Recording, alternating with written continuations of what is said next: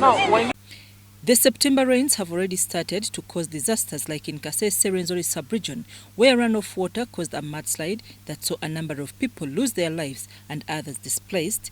In Elgon region, Bulambuli, there has been a case of a person taken by floods, same as in Kampala, Central region.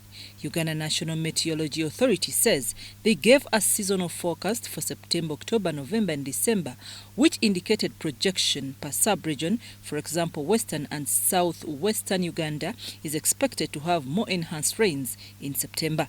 The peak levels of rainfall in Mbale, Sironko and Manafwa are expected late September and early October.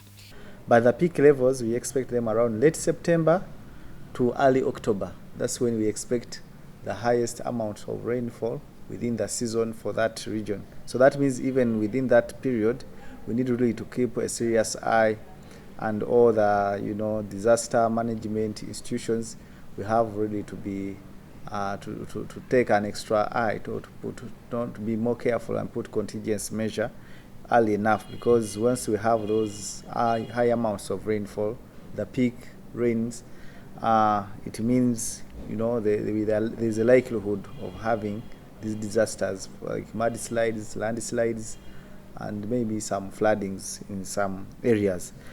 In Rwenzori Sub-region, the recent mudslide was caused by torrential rains. However, peak rains are expected to happen early to mid-October. To these current disasters that you've talked about, like what we experience currently in Kasese, these were torrential rains, and it's unfortunate that we gave out a warning that the month of September is likely to have enhanced rains, and those places or those areas, the people in those hotspot areas of floods, we were able to warn them.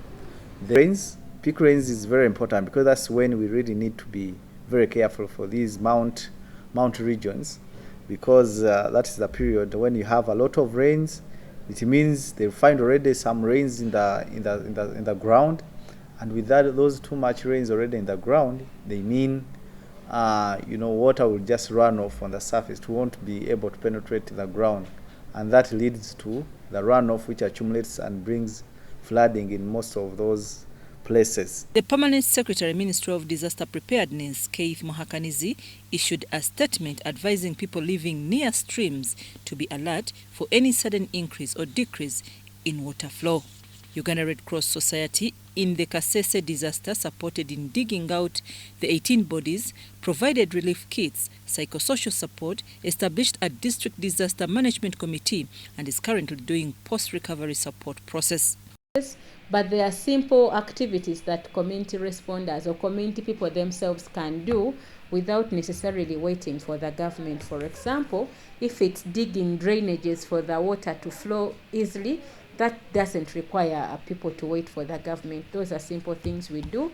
We normally also go in to guide them on how they can go about the mud, because sometimes mud enters their houses, fills up the compounds, and basically destroys the topology. So we come in to guide here and there on how people can develop coping mechanisms. Challenge is normally with people who are displaced, because they may not have where to go immediately. What challenges Red Cross, however, is the insufficient funds for emergency response. When a disaster happens and the magnitude is too big, sometimes we are not able to meet all the needs of the people, because also sometimes, and most of the time, our relief stock is insufficient to meet all the demands. So take an example, if more than 10,000 people are affected at one point X and in only one place, it's hard that we can deliver relief to all those 10,000. These visible cracks, and when you do the early warning and people don't respond, and disaster comes of a certain magnitude and takes away their lives, you sometimes feel you're probably being blamed. The recent incident in Bulambuli, where floods took away someone, Red Cross is waiting for completion of the assessment report to respond. I'm Navka Farida and Dan Lugemwa in Kampala.